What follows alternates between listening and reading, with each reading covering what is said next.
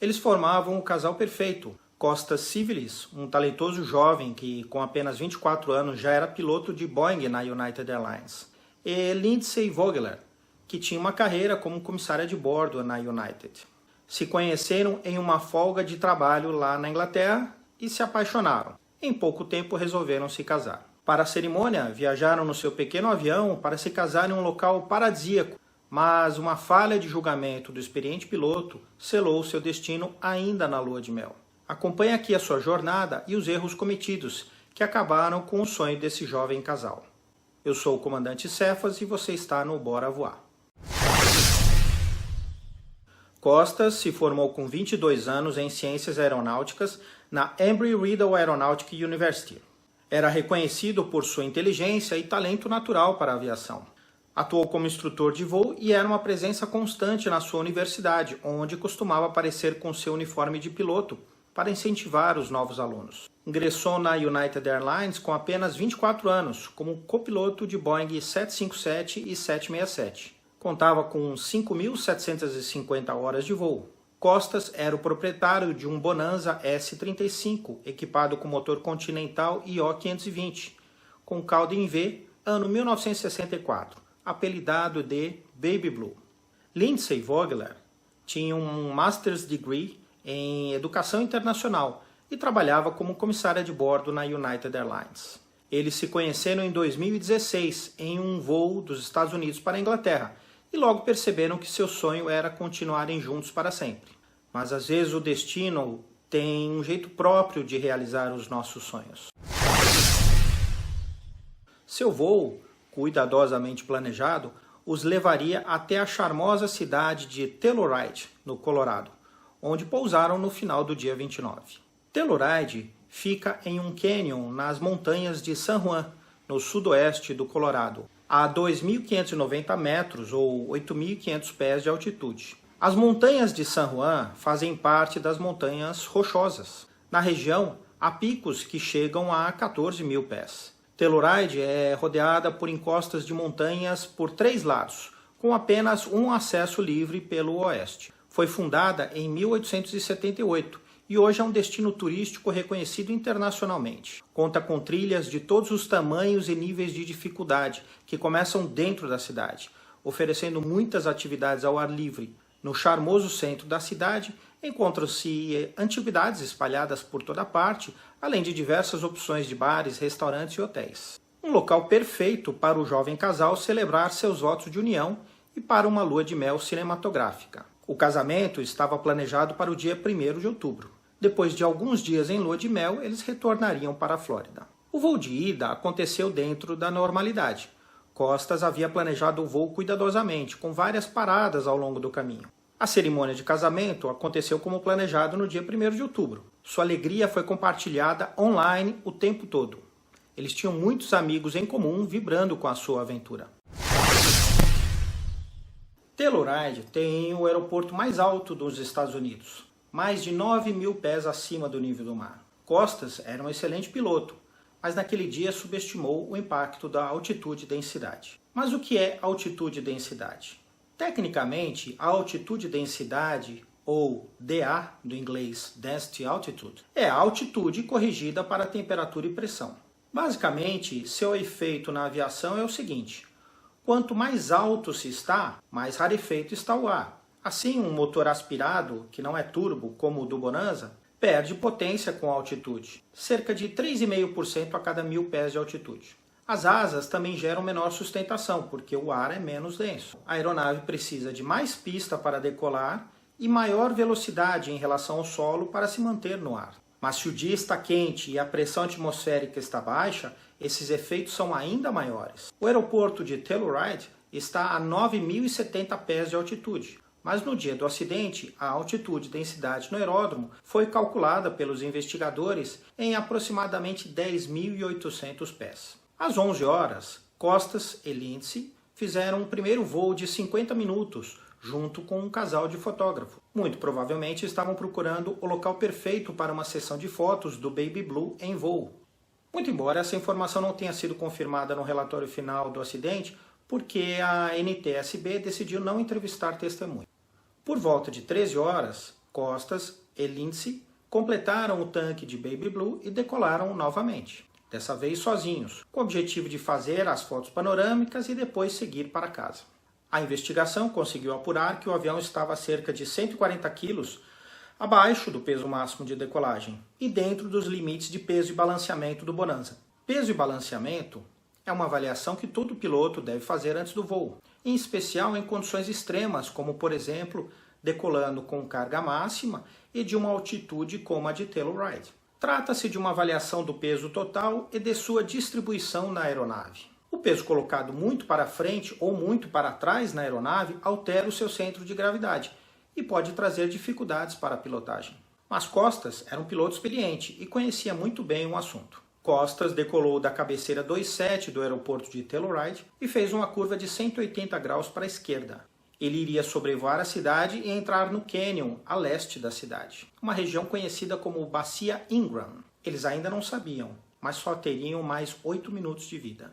O aeroporto regional de Telluride, Colorado, tem a pista no sentido leste-oeste, com 2.100 metros de comprimento. A pista está situada em um platô e costuma apresentar forte turbulência nas cabeceiras. Nesse aeroporto, é recomendado pousar pela cabeceira 09 e decolar pela 27. Nesse sentido, está a melhor saída do vale. No sentido oposto, é necessário subir acima de 14 mil pés em curto espaço de tempo para superar as montanhas. Apesar da sua experiência em voos comerciais, Costas não tinha experiência em voos em montanha. Também tinha apenas 130 horas de voo em seu Bonanza, a maior parte próximo ao litoral da Flórida, onde morava. O voo em montanhas tem técnicas muito específicas. No site da AOPA tem uma seção intitulada Flying in the Mountains. Eu vou deixar o link aqui na descrição. Lá tem um artigo que menciona diversos fatores a serem considerados: ventos, turbulência orográfica, correntes descendentes, etc. Há 3 fatores importantíssimos que não podem ser deixados de lado. Nunca voar no meio do cânion. Caso precise voltar, vai sobrar menos espaço para fazer uma curva de 180 graus. Se você estiver voando em um dos lados do cânion, vai ser mais fácil. Dê preferência ao lado com correntes ascendentes. Nunca voar no sentido do terreno ascendente. Em voo, é muito difícil julgar com qual velocidade o terreno está se aproximando. E, naturalmente, a performance de subida da aeronave estará prejudicada em altas altitudes. Nunca desconsiderem os efeitos da Density Altitude no avião. Costas se preocupou com o primeiro ponto, mas ignorou os outros 2. De acordo com os dados do ADS-B, Costas escolheu a encosta norte da bacia para voar, o que indica que ele não planejava subir para ultrapassar os picos, mas sim curvar para o sul e retornar. Outro indicador dessa intenção é o fato da aeronave estar com os flaps baixados. Nessa configuração, o Bonanza perderia a razão de subida, mas poderia fazer uma curva com raio mais apertado. Mas entre a entrada da bacia, próximo à cascata da Noiva, e os picos à frente, havia somente 5 km. Nesse momento, Costas estava a 85 nós de GS, ou Ground Speed, velocidade no solo, né? Ele voava, portanto, cerca de 2,5 km a cada minuto. Em 2 minutos chegaria à montanha. Quando passou pela cascata da Noiva, na entrada da bacia, ele estava a 11.900 pés.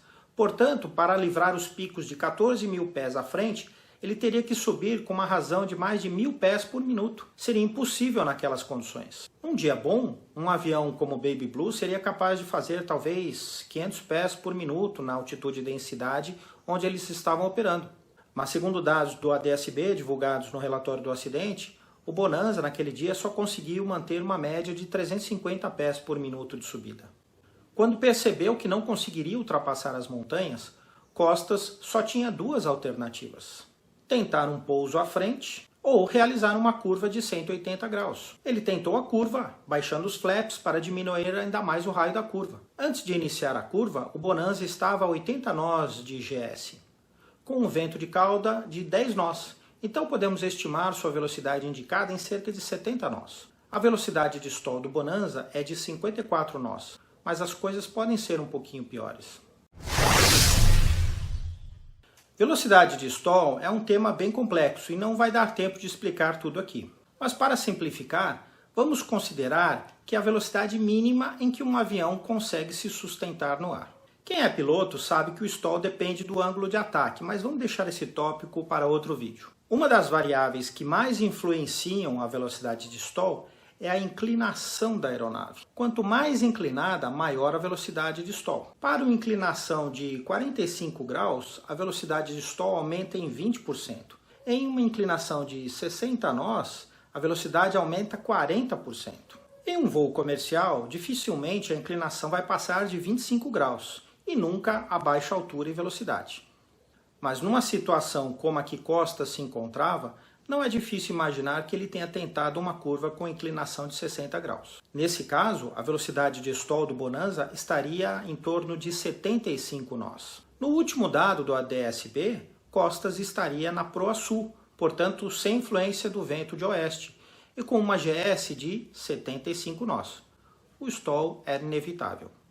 O exame dos destroços não encontrou anomalias pré-impacto na fuselagem, motor ou controles de voo. Os danos à hélice indicam que o motor estava funcionando no momento do choque. A altitude no local do acidente era de 11.823 pés. A altitude e densidade calculada no local do acidente era de 13.604 pés, o que teria diminuído significativamente o desempenho de subida do avião. Pela análise dos destroços, pode-se deduzir que o avião atingiu o solo de frente, em alta velocidade. Nenhum dos dois ocupantes sobreviveu ao choque. Uma enorme tragédia. Nós temos que nos perguntar o que poderíamos fazer se algum dia fôssemos colocados em uma situação semelhante. Parece que a melhor opção neste caso teria sido tentar um pouso à frente. Mas essa não é uma decisão fácil para um piloto que está com uma aeronave em perfeito funcionamento. Costas, infelizmente, não administrou bem sua energia.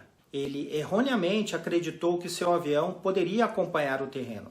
Mas ele estava em baixa velocidade, próximo ao solo, em uma bacia muito estreita, com a necessidade absoluta de executar uma manobra de fuga de 180 graus. Só poderia terminar em tragédia. Mas se você pensa que a altitude e densidade não é relevante em um país como o Brasil, onde não há grandes montanhas, eu vou te dar um exemplo real. Imagine um Cirrus, a aeronave monomotora mais avançada que existe hoje, decolando do nível do mar lá de Florianópolis, com uma temperatura ambiente de 20 graus Celsius, bem comum nessa região, e seguindo para Brasília. No dia seguinte, o Cirrus vai decolar de Brasília com 30 graus, uma temperatura também bem comum lá, né? Nos dois locais, vamos considerar que a pressão atmosférica é a mesma, 1013 hectopascals. Outro dia eu explico melhor o que quer dizer isso. Nessa situação, o Cirrus vai precisar de 50% a mais de pista para decolar de Brasília, em relação à pista necessária para decolar lá de Florianópolis, considerando o mesmo peso e vento nas duas situações. Então, altitude e densidade é importante sim no Brasil. Não tanto pelas altitudes, mas sim, principalmente por causa da temperatura. Por exemplo, Brasília está a 3.500 pés de altitude. Com uma pressão de 1013 hectopascal e 30 graus Celsius, ela está com uma altitude e densidade de mais de 6.000 pés. Bom, se você nunca viu como é voar em canyons aqui no Brasil, dá uma olhada nesse vídeo aqui do lado. Veja que é possível fazê-lo com total segurança. E se você quer ver um exemplo real de como a altitude influencia a distância de decolagem, dê uma olhada nesse outro vídeo aqui do lado. Espero que minhas análises tenham sido informativas. Se você ficou com alguma dúvida, deixe sua pergunta aqui nos comentários. E bora voar?